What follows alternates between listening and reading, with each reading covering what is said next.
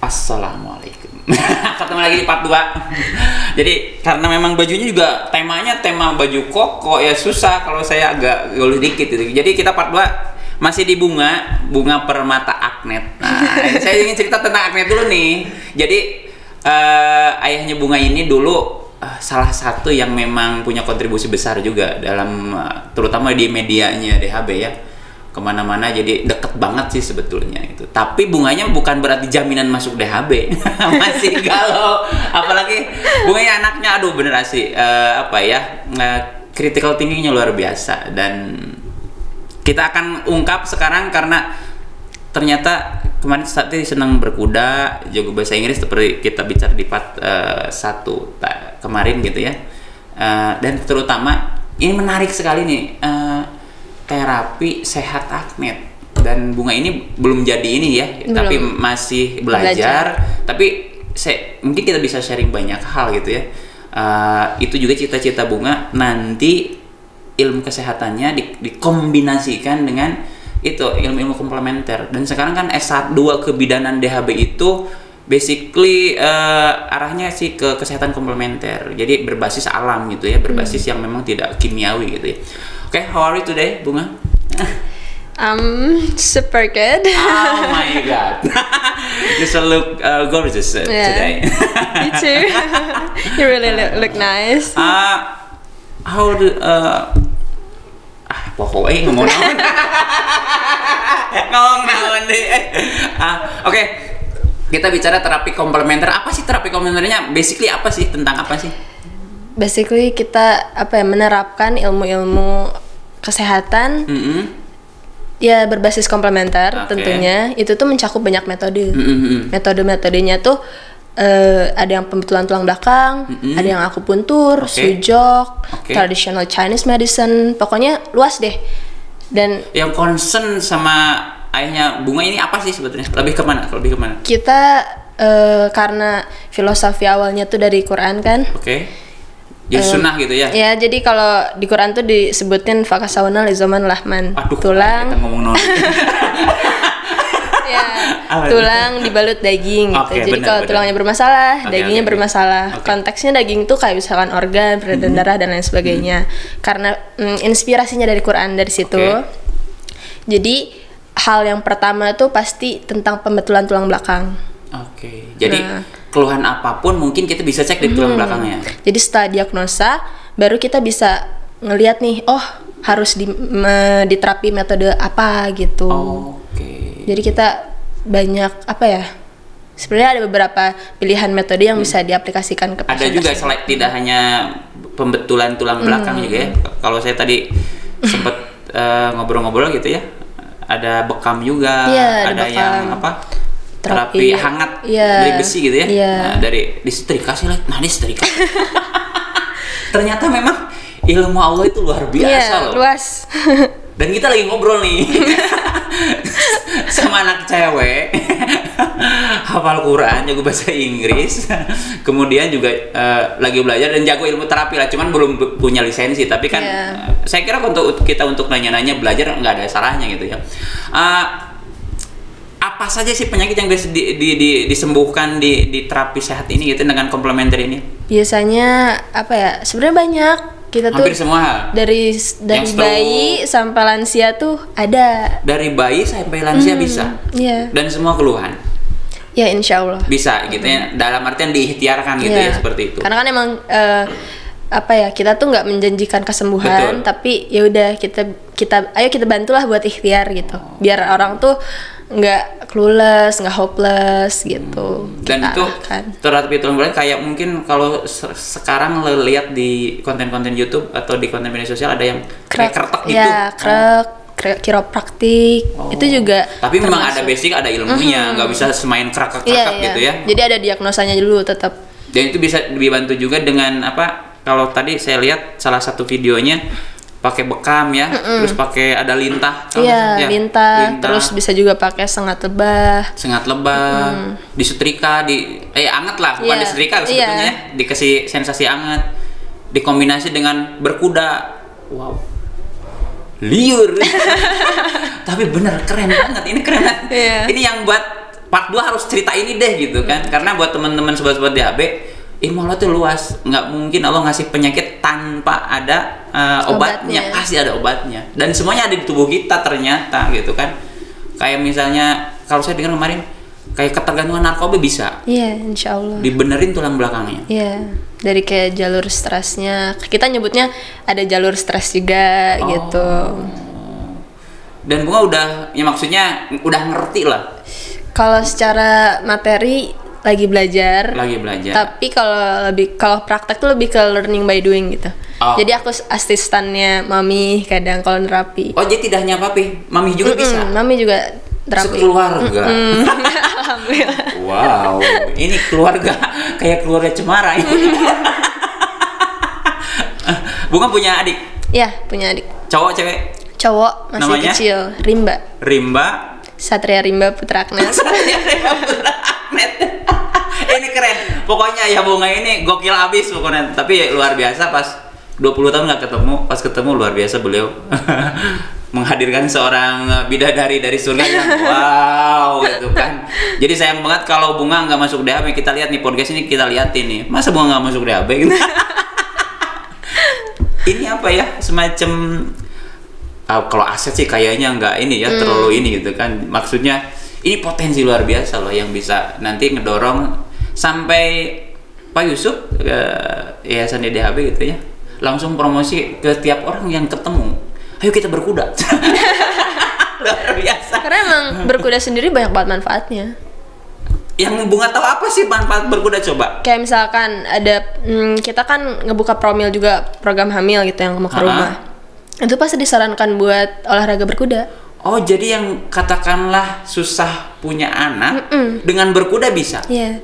Karena misalkan kasusnya ya kurang lebih banyak yang bermasalah di bagian lumbar, tulang lumbar gitu. Nah, salah satu cara pembetulannya itu biar nggak menyakiti dan ya we having fun gitu loh. Ya sambil berkuda gitu. Memanah juga? Memanah ya. Wow, ini keren banget nih. nanti di part 2 ini ada di deskripsi alamat terapi sehat Agnes. Masa ini maksudnya bukan ngiklanin, kalau ini baik, ini juga halal pasti. Yang paling utama sunnah Rasul gitu kan. Kenapa kita nggak siarkan dengan yang lain gitu kan? Ini keren banget. Kemudian kalau di awal kan berarti nanti ilmu kebidarannya dikombinasikan dengan komplementer ini gitu ya. Berarti komplementernya juga Bunga harus pada level tanda kutip punya lisensi dong. Iya, nanti insya Allah. Dan kan, itu memang ada lisensinya? Kayaknya sih kita ngambil dari step paling kecil dulu. Yang sekarang apa ya? Kan sekarang juga kurang banyak gitu ya option buat belajar tentang kesehatan holistik sendiri gitu. Bahkan kayaknya belum ada yang aku temuin di Indonesia. Jadi aku pengen belajar yang ya udah yang ada aja dulu. Yang ada aja dulu. Itu dikombinasikan nggak dengan kayak misalnya jamu, minuman gitu, atau hanya terapi? Itu lebih gitu ke herba kelas. Jadi ada juga herba kelas. Aku juga kebetulan punya guru di Malaysia yang ngajarin tentang kesehatan lewat herba. Jadi kita kombinasinya sebagai treatment. Jadi kalau kita benerin tulangnya tapi pola hidupnya berantakan, ya itu juga nggak baik ya, sia-sia gitu. Ini bahasanya juga udah bahasa lama semua ini. Kamu saya berapa tahun sih, Bu? 20 tahun. Tapi udah ngerti dengan bahasa-bahasa yang anak-anak ini gitu ya. Maksudnya udah orang-orang dewasa gitu kan. Terus kegiatannya sehari-hari sekarang sih? Kegiatan sehari-hari aku belajar karena kan ya balik lagi kesehatan komplementer tuh sangat luas. Aku jadi belajar tiap hari tentang metodenya, pendalaman gitu. Jadi tiap hari memang belajar terapi komplementer? Iya, ilmunya aku belajar. Terus kalau kayak gak mungkin ya 24 jam aku belajar gitu. Aku bagi-bagi ada belajarnya, ada yang juga bantuin prakteknya mami gitu. Jadi aku asistensi lah. Hafalan Quran juga. Iya, murojaah juga. Jadi kamu nggak ada waktu untuk tanda kutip main deh gitu. Aku juga ada, tapi Terbatas. lebih ke Atau aku memporsikan diri aku. Kayak misalkan sebulan ini aku mau main waktunya tanggal segini sama sini gitu. Wow. Ini dari jadwal, dari jadwal kita. Manajemen waktunya keren banget. Kepikiran nggak? Ini fair dong, kita manusia yang usia bunga itu aktualisasi diri, jati diri. Punya cowok? Untuk ini enggak sih. Keren. Maka karena sekarang susah banget cewek kalau nggak punya pacar, kayaknya harus punya pacar itu. Padahal kalau saya ngeliat sih mubazir gitu ya. Kamu bisa bayangin video callan dari jam 10 malam sampai jam 2 subuh itu nggak di off gitu kan. Itu kan nggak ada sleep call. itu yang gua pikir, ngapain sih lu sleep call gitu berjam-jam gitu kan, dan tidur dua-duanya gitu. Ya mungkin ada keseruan sendiri kan, kita nggak tahu.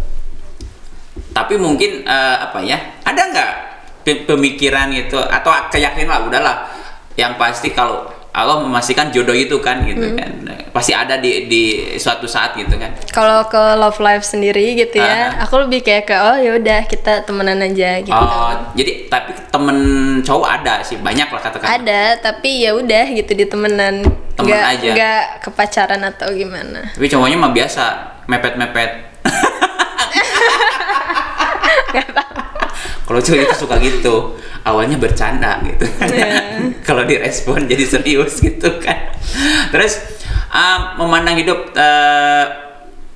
apakah berencana juga nih terapi komplementer ini mau bunga besarkan gitu? Ya, big goals-nya sih pengen ya, nggak cuma di Indonesia. Makanya aku ngeliat keunggulan di DHW ini ada study exchange juga kalau nggak salah ya. Nah, dari situ aku kayak, wih, canggih juga nih kayaknya. Bisa deh gitu. Iya dong, harus lah, makanya harus masuk DHB. Oke.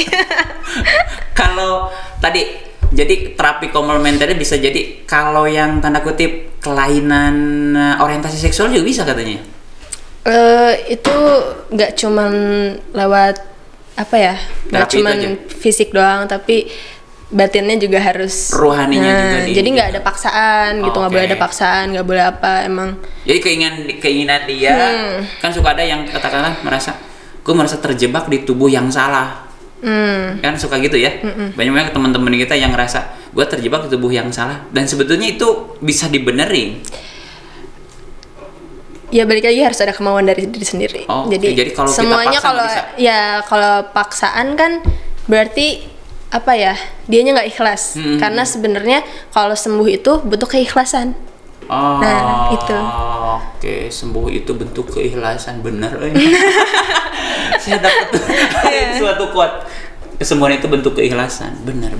Apapun itu, kita bisa move on dari pacar gitu ya. Kan? Patah hati kalau udah ikhlas sembuh.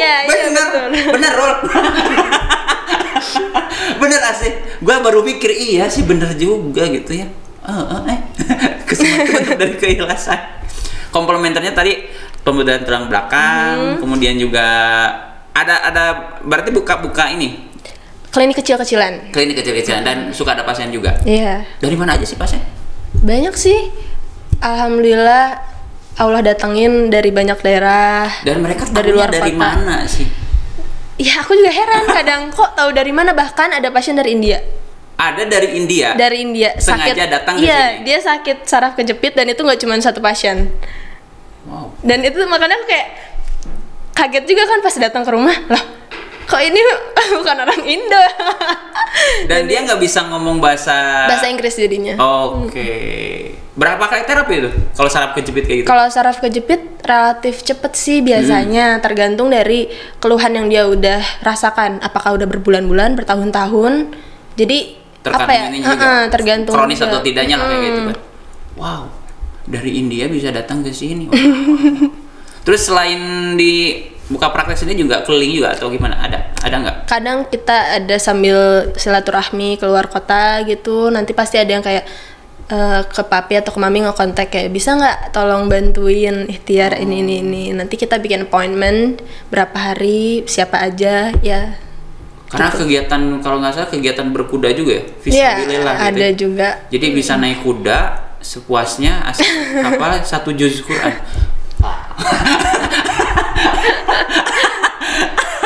Gue bisa ngapalin Qurannya berapa lama gitu.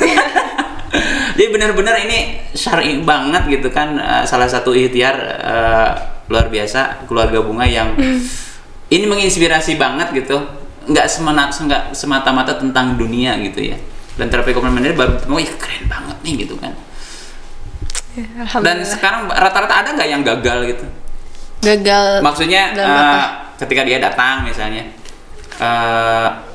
tanda kutip lah, dia kecewa gitu atau merasa nggak sembuh gitu. Kayaknya sih pasti ada aja ya. Karena kan Allah itu menurunkan satu penyakit, tapi obatnya nggak cuma satu. Oke. Dan itu tandanya nggak cuma di kita, bisa jadi di medis, bisa jadi di klinik yang lain, alternatif yang lain. Tapi secara umum memang seluruhnya kita bisa tangani. Ya, insya Allah. Alhamdulillah. Yang stroke juga? Iya, banyak yang stroke, yang dan itu bisa benjolan.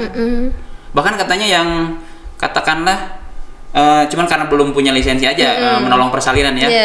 Ya yang sungsang yang posisi ini aja bisa dibenerin kan dengan terapi-terapi ini. Wow. Kayak ingusan gitu terus-terusan. Iya, itu juga ada sesuatu yang pasti nggak pada tempatnya gitu. Oke. Dan katanya juga saya dengar Bunga sempat punya asma ya? Iya. Sekarang nggak? Alhamdulillah enggak. Dan kalau sakit pun kayak ya udah, ternyata cuman gini doang cara biar nggak seseknya gitu. Simpel banget tau. Ya, simpel. Dan yang dekat di Bandung tuh. Gue mau belajar, udah janjian. Terakhir, saya lihat Bunga begitu dekat dengan Mami. Bilangnya ke bapak, ke mama apa sih? Mami papi atau? Iya, Mami papi. Mami papi. Bunga deket banget sama Mami sama Papi. Apa sih rasanya? Kadang kan anak gini, apa sih? Ayah sini ngatur-ngatur gue gitu kan, pengennya main apa gitu. Karena bisa nerima kayak gitu. Ini tips nih buat sobat-sobat DHB. Sekarang ikut apa ya? Awal ke Busana karena ikut Mami ini ya gitu. Tiba-tiba ayah sama Mami sama Papi juga concern punya lisensi, punya tempat praktek komplementer. Tertarik di situ dan sekarang mau jadi di kebidanan. Kayak kalau saya sih kayaknya hasil lo nggak dipaksain gitu kan. Nah, tipsnya apa sih bisa sekompak itu sih sama Mami sama Papi? Lebih ke kita memahami satu sama lain dulu pastinya. Terus kita ngebangun boundariesnya nih. Jadi batasan-batasan mana aja yang emang harus didiskusikan sama yang emang itu tuh privasiku loh gitu. Kan zaman sekarang kan banyak yang masih bingung tentang itu kan. Nah, kalau Mami sama Papi alhamdulillahnya kita diskusi gitu. Kita bisa argumen dan lain sebagainya. Jadi lebih enak buat berkomunikasi, nggak cuma satu arah tapi bisa dua arah juga. Terus kan suka lihat nih anak-anak DHB terutama juga yang dia problem dengan keluarga. Dia bilang broken home atau apalah gitu. Kalau saya mereka kan terlalu ikut campur urusan orang tua. Orang tua berantem ikut berantem kan. Sempet nggak mengalami fase di mana Mami sama Papi katakanlah silang pendapat dan Bunga lihat gitu. Apa yang dilakukan Bunga sih? Pasti ada. Tapi kalau apa ya, aku lebih mikirnya kayak selagi aku belum ngelewatin batas yang seharusnya, ya aku bisa berargumen juga gitu. Tapi kalau enggak, ya udah aku lebih baik diem gitu. Dan doain lah gitu ya. Doa sih udah pasti ya. Jadi ya udah gitu doang. Ini mengerikan banget nih. Mahasiswa baru dan mudah-mudahan gabung di DHB luar biasa karena memang multi talent banget. Dan yang paling utama jujur lah, gue iri lah gitu ya. Saya iri sebagai orang tua. Bunga ini kompak banget sama orang tuanya, Mami sama Papi ya, gitu ya. Dan saya belum sampai ke sana sih, karena anak-anak saya semua takut sama saya. Kalau ayah takut sama ayah. Itu juga aku takut sih sama Mami. Sebetulnya takut juga. Tapi emang harus harus takut karena kita apa ya, itu semacam jadi batasan gitu ya. Ada adabnya. Gitu kan itu. Makasih banget Bunga untuk tipsnya, sarannya dan sesi 2 ini, terutama untuk terapi komplementernya. Wah, keren banget buat sobat-sobat DP yang pingin keluhan apapun karena Allah itu menyiapkan pasti obatnya gitu ya. Ikhtiar kita, dan ini nyunah banget, baik banget, nggak ada kaleng-kaleng gitu ya.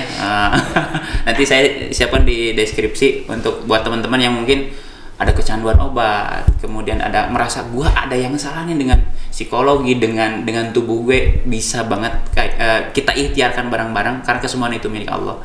Mudah-mudahan bermanfaat. Makasih Bunga. Makasih banyak juga. Wassalamualaikum warahmatullahi wabarakatuh. Dadah.